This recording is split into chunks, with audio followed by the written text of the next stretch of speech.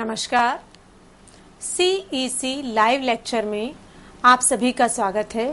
मैं प्रोफेसर अनुपम शर्मा, प्रोफेसर एवं अध्यक्ष राजनीति विज्ञान एवं मानवाधिकार विभाग, इंदिरा गांधी राष्ट्रीय जनजातीय केंद्रीय विश्वविद्यालय में कार्यरत हूँ। मित्रों, आज के हमारे व्याख्यान का विषय है सदशासन, सुशासन और गुड गवर्नेंस के नाम से जाना जाता है। सदशासन की अवधारणा का वैश्विक पटल पर उद्भव हमें 20वीं सदी के अंतिम दशक में देखने को मिलता है। वर्ल्ड बैंक की जो पहली रिपोर्ट है उसमें प्रथम बार गवर्नेंस शब्द का प्रयोग किया गया था। गवर्नेंस शब्द का प्रयोग जो वर्ल्ड बैंक के द्वारा एक स्टडी की गई थी, जो सब सहारा अफ्रीकन कंट्रीज थी, उनको लेकर जो अध्ययन किया गया था, ये उनके ऊपर आधारित थी कि इन देशों में किस प्रकार से इंस्टीट्यूशनल रिफॉर्म्स अर्थात स्ट्रक्चरल रिफॉर्म्स को लाकर विकास की गति को तीव्र बनाया जाए या विकास की गति को सुनिश्चित किया जाए। यह एक ऐसा दौर था जब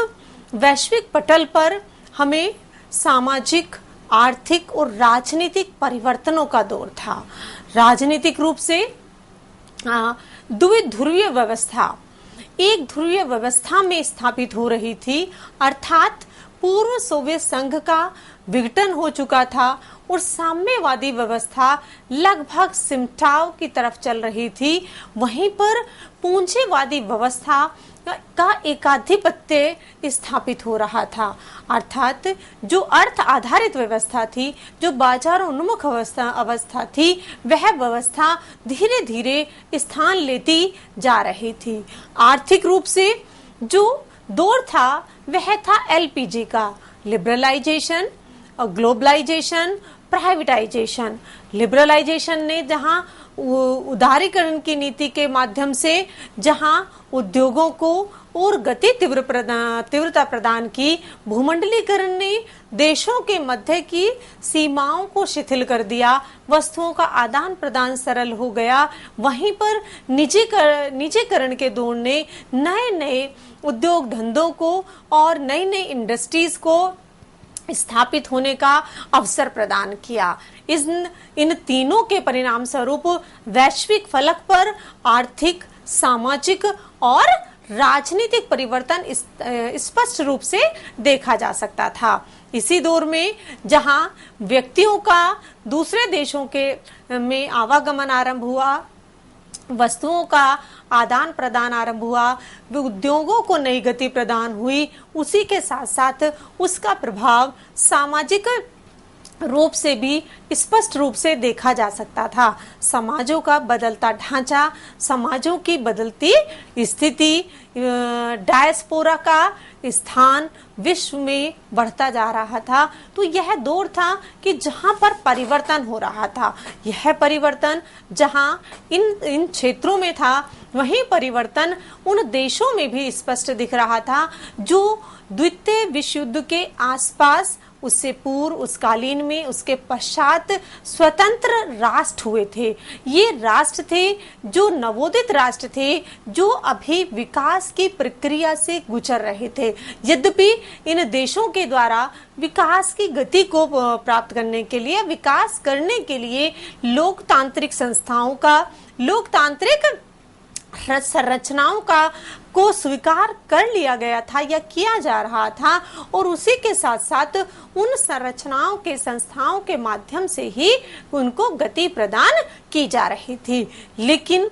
कुछ राष्ट्र जहां इस गति को में आगे निकल रहे थे, वहीं कुछ राष्ट्रों में ये भी देखा जा रहा था कि ये संस्थाएं जो वहां पर कार्य कर रही हैं, वह उन अपेक्षाओं से दूर हैं जिन अपेक्षाओं को ध्यान में रखते हुए उन संस्थाओं का गठन किया गया था। इन नवोदित राष्ट्रों में लोगों के विकास के लिए जो संगठन है, उनको स्थापित करने के लिए, लोकतांत्रिक प्रक्रिया को मजबूत बनाने के लिए जो अंतरराष्ट्रीय संगठन थे, जिसमें हमारा विश्व बैंक, अंतर्राष्ट्रीय मुद्रा कोष, यूएन और भी इस तरीके के संस्थान जो इन देशों को आर्थिक सहायता प्रदान कर रहे थे, उनका मानना था कि इन जो संस्थाएं वहां पर कार्यरत हैं उनके माध्यम से विकास होना चाहिए। लेकिन आर्थिक सहायता के उपरांत जब यह स्टडी की गई कि क्या वास्तव में इन देशों में जो विकास के लिए या आर्थिक सहायता प्रदान की जा रही है, क्या उसका उसी रूप में प्रयोग और उसका लाभ जनता तक मिल पा रहा है जिस लक्ष्य को लेकर ये अंतरराष्ट्रीय संगठन आगे आ रहे हैं। जो ये सब सहारण स्टडी हुई, इसके आधार पर जो वर्ल्ड बैंक की रिपोर्ट आई, उसने इस बात पर बल दिया कि जो ये शासन की प्रक्रिया है, उस प्रक्रिया को सुदृढ़ करने के लिए वहां पर संस्थाओं के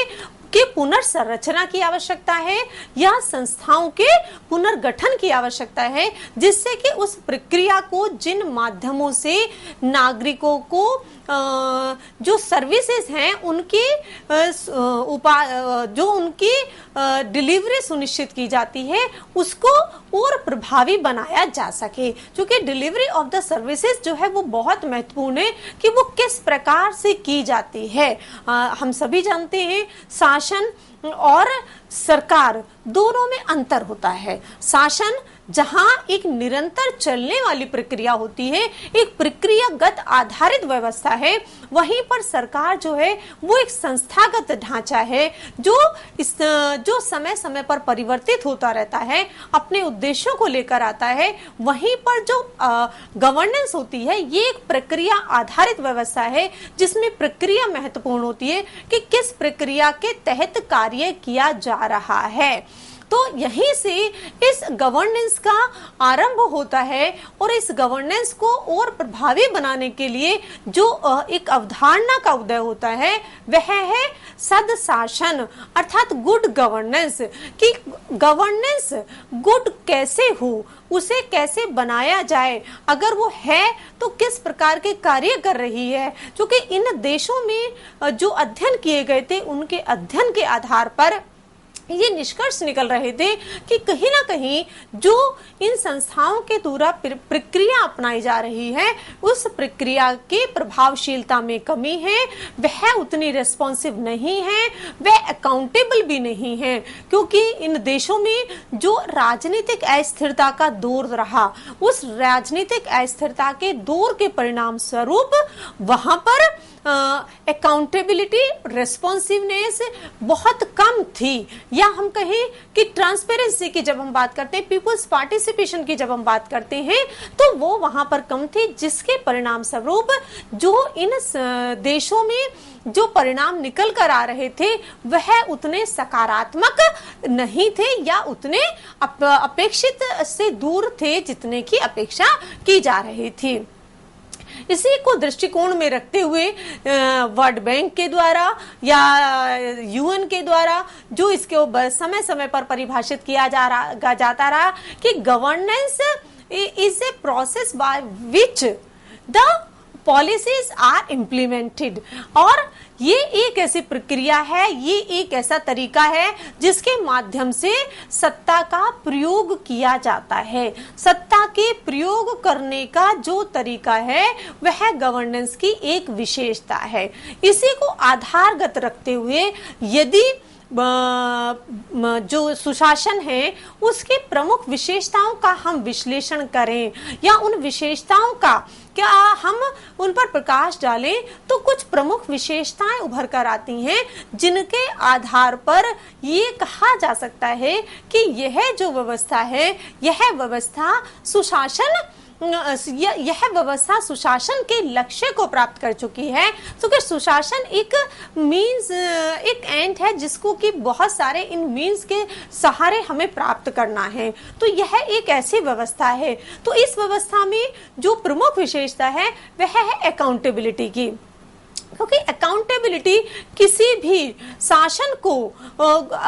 सुशासन बनाने के लिए एक महत्वपूर्ण आवश्यकता है। यहाँ पर मैं इस बात का भी उल्लेख करना चाहूंगी कि जहाँ पर शासन के अंतर्गत जहाँ पर हम सरकार के अंतर्गत केवल सरकारी संगठनों की बात करते हैं, वहीं पर हम जो सदशासन की बात करते हैं उसमें सरकार के साथ साथ जो सिविल सोसाइटी होती है, जो हमारा मार्केट होता है, या जो हमारी अदर फोर्सेस होती हैं, उनको भी सम्मिलित किया जा सकता है। तो जो गवर्नेंस है ये एक लार्जर पर्सपेक्टिव में लिया जाने वाला कॉन्सेप्ट है। इसलिए जब अकाउंटेबिलिटी की बात करते हैं तो उस अकाउंटेबिलिटी का भी मतलब यही है कि वो अकाउंटेबिलिटी चाहे वो राजनीतिक अकाउंटेबिलिटी हो, कानूनी हो, जैसे के साथ साथ वह सामाजिक हो, वह सुनिश्चित होनी चाहिए। उत्तरदायित्व सुनिश्चित होनी चाहिए कि भाई जो कार्य किए जाएंगे वो किसके प्रति उत्तरदायी रहेंगे, कैसे उन कार्यों को किया जाएगा, तो यह उत्तरदायित्व सुनिश्चित होनी चाहिए। इसी के साथ साथ जो सुशासन के लिए एक और प्रमुख विशेषता है वह है उसकी पारदर्शिता। पारदर्शिता एक ऐसी विशेषता है जिसमें शासन व्यवस्था में खुलापन पाया जाता है, या हम कहें यह लोकतांत्रिक व्यवस्था की भी एक प्रमुख विशेषता होती है कि जहां पर खुलापन होता है, खुलापन के साथ साथ लोगों के पास में ये अधिकार होता है कि वह उन सूचनाओं को प्राप्त कर सकते हैं, means free flow of information, कि जो सूचनाओं का प्रवाह है वो फ्री है, उसके ऊपर सरकार का किसी भी प्रकार का कोई बंधन नहीं है। और अगर सरकार का बंधन नहीं है तो निश्चित रूप से प्रत्येक नागरिक के लिए इन सूचनाओं की उपलब्धता होनी चाहिए, जिससे कि उन सूचनाओं के माध्यम से व्यक्ति अपनी शासन व्यवस्था के बारे में, उनकी प्रक्रियाओं के बारे में भली भांति परिचित होंगे। यही ट्रांसपेरेंसी, यही पारदर्शिता लोगों को सशक्त करती है, लोगों को मजबूत बनाती है उन सूचनाओं के आधार पर जिनका पाने का उन्हें अधिकार होता है। क्योंकि ये माना जाता है कि जो सूचनाओं तक जो पहुंच है वो जो जिन व्यक्तियों के लिए नीतियों का निर्माण किया जा रहा है, जिन पर वो लागू होने वाली हैं, उन सारी सूचनाओं की पहुंच वहां तक होनी चाहिए। इसलिए ये जो पारदर्शिता है ये इसकी एक महत्वपूर्ण व्यवस्था है। रेस्पॉन्सिवनेस होना चाहिए, जो है उसमें रेस्पॉन्सिवनेस होना चाहिए कि भाई उसके लिए जो भी कार्य किया जाए उसके लिए उत्तरदायित्वता सुनिश्चित हो। उत्तरदायित्व सुनिश्चित करने का माध्यम है कि सिटीजन ओरिएंटेड एडमिनिस्ट्रेशन है, सिटीजन फ्रेंडली एडमिनिस्ट्रेशन है, टाइमली डिलीवरी ऑफ सर्विसेज है। अगर टाइमली जो एक टाइम निर्धारित किया गया है किसी भी सर्विस को, सेवा को प्रदान करने का सरकार के द्वारा, वह सेवा या वह वस्तु उस समय विशेष पर नागरिकों को उपलब्ध कराई जानी चाहिए, जिससे कि उसकी जो सारगर्भिता है वो बनी रहे। जो भी नागरिकों की समस्याएं हैं उन समस्याओं को दूर किए जाने की आवश्यकता है। उनके लिए एक ऐसा मैकेनिज्म भी होना चाहिए जो टाइमली उनके जो ग्रीवेंसेस हैं उनको दूर कर सके और उनमें विश्वास पैदा कर सके।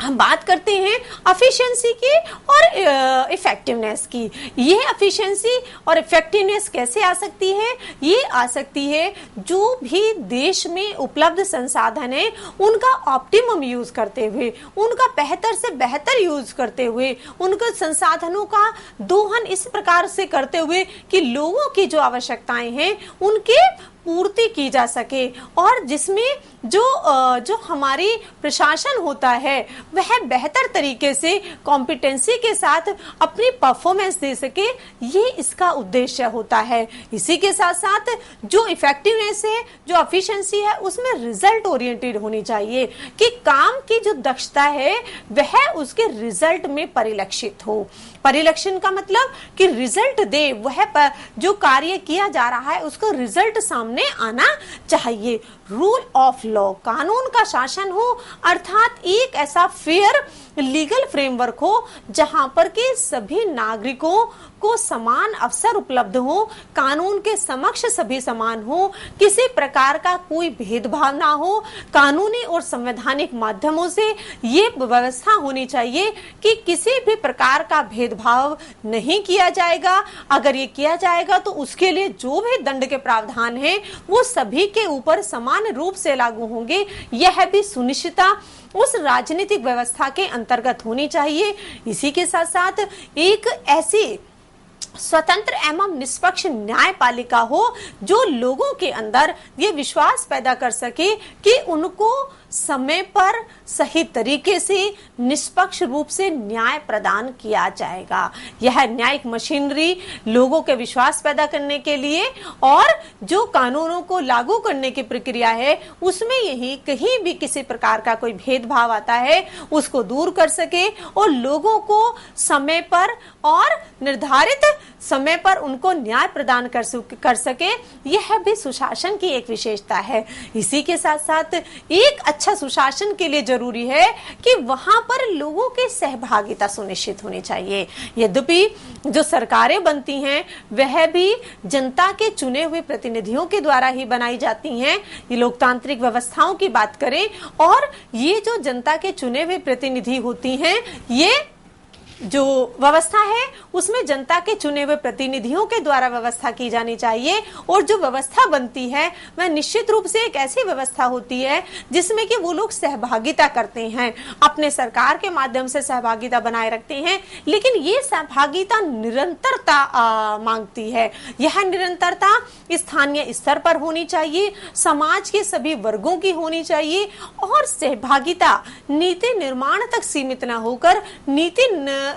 नीतियों के क्रियान्वयन में भी परिलक्षित होनी चाहिए। जो नीतियां लागू की जाएं, उन नीतियों का क्रियान्वयन तभी भली प्रकार से हो सकता है या अपेक्षित वो लाभ प्रदान कर सकती हैं जब उसमें आम व्यक्ति की सहभागिता हो और यह सहभागिता के लिए अवसर प्रदान किए जाएं। एक ऐसा देश में मैकेनिज्म तैयार किया जाए जो मैकेनिज्म ये सुनिश्चित करे कि इसमें समाज के सभी वर्गों की सहभागिता बनी रहेगी। ये सहभागिता निश्चित रूप से व्यवस्था को मजबूत करने में, लोगों के अंदर विश्वास पैदा करने में सहायक सिद्ध होगी। इसी में जो महत्वपूर्ण चीज है वह है व्यक्तियों को अपनी फ्रीडम, उन्हें एक्सप्रेशन की स्वतंत्रता होनी चाहिए, जिससे कि वो फ्रीडम के एक्सप्रेशन के साथ साथ जो व्यक्ति अपने संगठन बनाकर या अपने व्यक्तिगत रूप से अगर वो सूचनाओं को अपनी भावनाओं को व्यक्त करना चाहते हैं तो उस व्यक्त करने की स्वतंत्रता उन्हें होनी चाहिए। अब बात है अगर इक्विटी की और इंक्लूसिवनेस की, मतलब कि जो समाज के सभी वर्ग हैं, समाज का पिछड़े से पिछड़ा वर्ग, हम कहें कि प्रत्येक वर्ग, चाहे वो देश के किसी भी कोने में विस्थापित है, किसी भी क्षेत्र में है, किसी भी वर्ग का है, हर व्यक्ति को अपने वेल बीइंग के लिए, अपने विकास के लिए पूर्ण अवसर उपलब्ध होने चाहिए। यह अवसर बिना किसी भेदभाव के प्रत्येक नागरिक को हो। Equal opportunity of participation in decision making, सभी को बराबर की अवसर उपलब्ध कराए जाएं निर्णय निर्माण प्रक्रिया में, क्योंकि जो लोकतांत्रिक व्यवस्था की विशेषता है कि यह तभी सुदृढ़ हो सकती है, तभी मजबूत हो सकती है, तभी प्रभावी हो सकती है जब समाज के हर वर्ग की सहभागिता, हर वर्ग की इसमें निर्णय निर्माण प्रक्रिया में उसकी सहभागिता सुनिश्चित हो। निर्णय केवल एक स्थान पर ना लिए जाएं, निर्णयों के विभिन्न स्तर हो जिन पर जो निर्णय लिए जाएं वहां पर लागू किए जाएं और उन लागू करने में हर वर्ग की भूमिका होगी। अगर ये भूमिका सुनिश्चित हो जाएगी तो निश्चित रूप से जो भी नीतियां बनेंगी, जो भी लागू होंगी, उनकी जो लाभ है वह और अधिक हो जाएगा या वह व्यवस्था और सुदृढ़ हो जाएगी।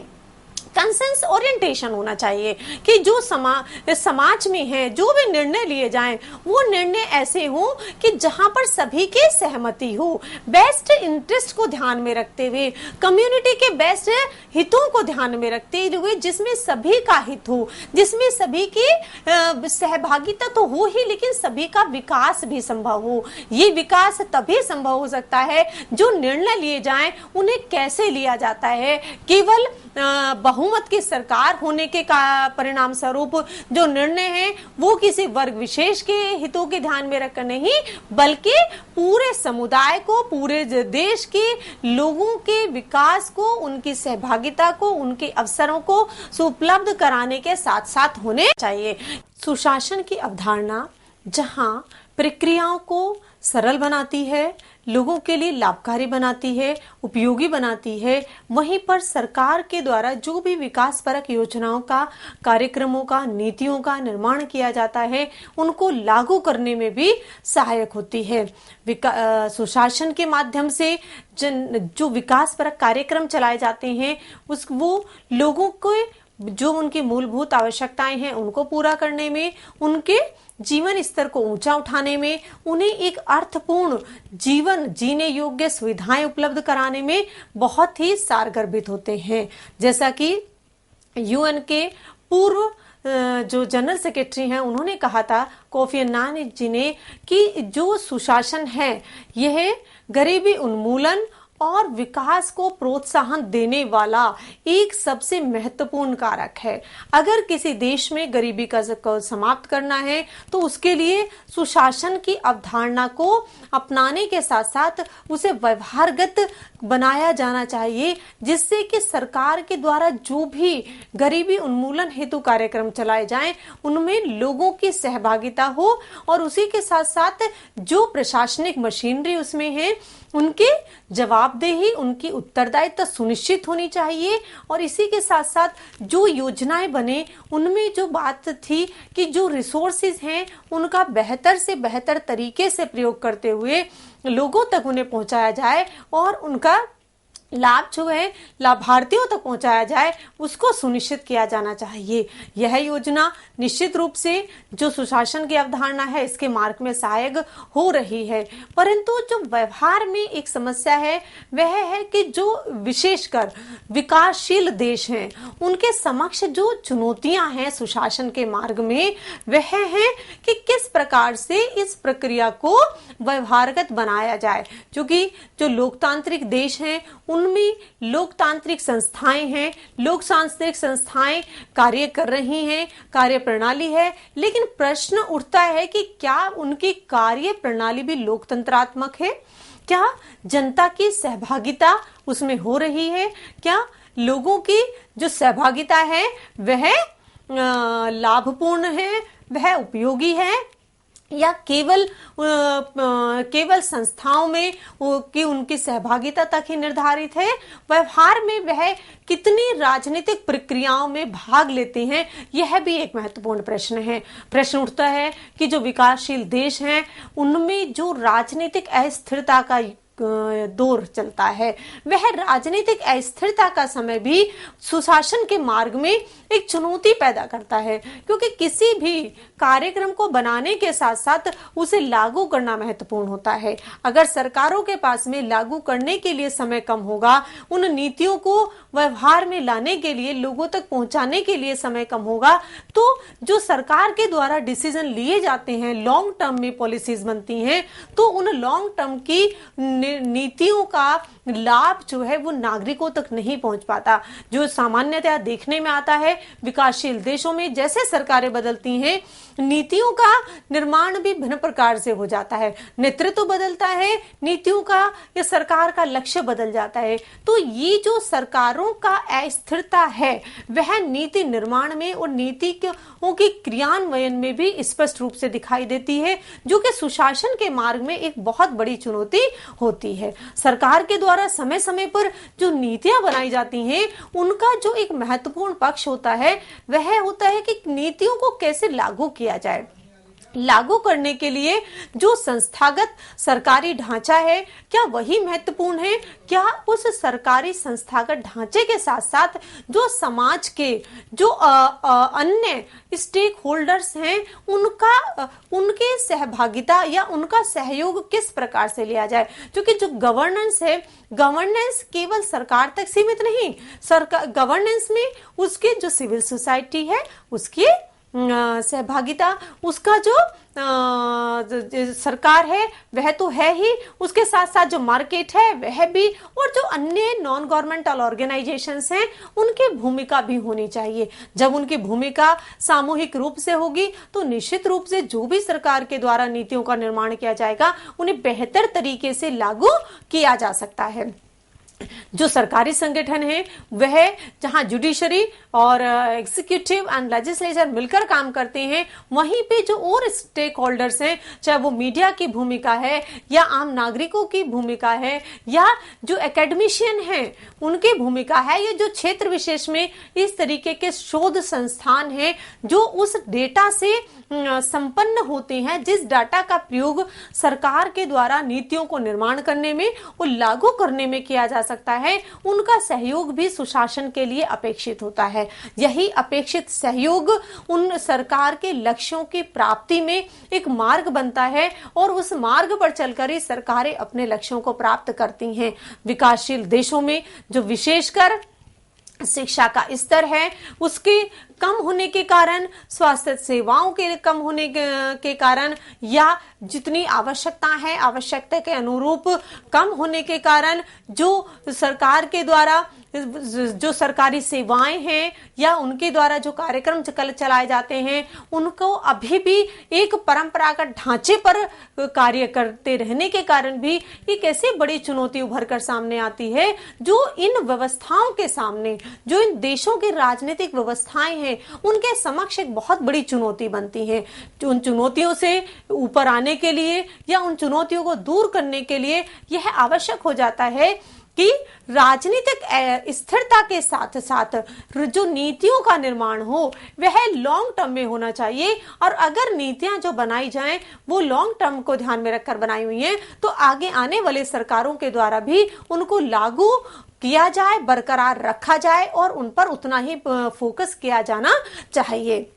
जनता को जागरूकता के लिए भी विशेष कार्यक्रम चलाए जाएं। संस्थाएं जो हैं वह जहां पर नीतियों का निर्माण और क्रियान्वयन करें, उसी के साथ साथ जो जागरूकता परक कार्यक्रम है वो भी चलाए जाएं। इसमें जो समाज का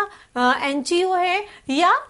एकेडमिक जगत है उसकी भूमिका भी सारगर्भित हो जाती है कि वे भी आगे बढ़कर इस समय में लोगों को जागरूक करें, समाज में जागरूकता फैलाएं। और जो लोग स्वयं जागरूक हैं उन्हें लिए के लिए आवश्यक हो जाता है कि वो अपने समुदाय के लिए टॉर्च बियरर का काम करें, क्योंकि निश्चित रूप से वो आज एक इस स्तर तक आ गए हैं कि वो स्वयं जागरूक हैं, उनका लाभ ले रहे हैं, लेकिन उनकी ये जागरूकता और अधिक प्रभावी हो जाएगी जब वे अपने क्षेत्र के दूसरे नागरिकों को भी अपने साथ लेकर चलेंगे, सरकार के द्वारा जो सुविधाएं हैं उन तक पहुंचवाने में उनको सहयोग करेंगे। सरकार और जनता के बीच में मीडिएटर का काम इन द सेंस कि जो सरकार की नीतियां हैं उन्हें जनता तक पहुंचाने में और जनता को लाभान्वित करने में अपना सहयोग देंगे, तो निश्चित रूप से जब ये कदम उठाए जाएंगे तो सुशासन की तरफ आगे बढ़ा जा सकता है। सुशासन एक ऐसा लक्ष्य है जो सभी देशों के लिए, सभी व्यवस्थाओं के लिए आवश्यक हो जाता है, क्योंकि विकास, हर व्यक्ति का विकास, प्रत्येक समाज का विकास, प्रत्येक वर्ग का विकास आवश्यक है। जो बल दिया जाता है विकास पर, वह बल केवल जीडीपी को में वृद्धि तक ही सीमित न होकर या व्यक्ति की आयु अधिक हो गई है, हमने जो मोर्टेलिटी रेट है वो कम कर लिया, उसको लेकर तक ही सीमित नहीं है, बल्कि उसका दायरा विस्तृत होना चाहिए। दायरा विस्तृत होने का अर्थ है कि जहां पर जो ह्यूमन डेवलपमेंट इंडेक्स आता है उसमें अगर हम देखें तो उसके आधार पर जो पैरामीटर्स बनाए गए हैं उन पैरामीटर्स को देश विशेष की परिस्थितियों को ध्यान में रखते हुए उनके ऊपर कार्य किया जाए, और जो लोकतांत्रिक संस्थाएं हैं, जो लोकतांत्रिक संगठन हैं, उनके प्रक्रिया को भी लोकतांत्रिक बनाया जाए, तभी वास्तव में सुशासन के लक्ष्य को प्राप्त किया जा सकता है। और जो देश अभी इस लोकतांत्रिक प्रक्रिया से या व्यवस्था से अभी दूर हैं, उन्हें पहले लोकतंत्र की तरफ कदम बढ़ाते हुए जो सुशासन है उसकी तरफ कदम बढ़ाएंगे तो निश्चित रूप से इसके लक्ष्य को भी प्राप्त किया जा सकता है। मानना है कि चुनौतियां तो बहुत हैं, समस्याएं भी बहुत हैं, बाधाएं भी बहुत हैं,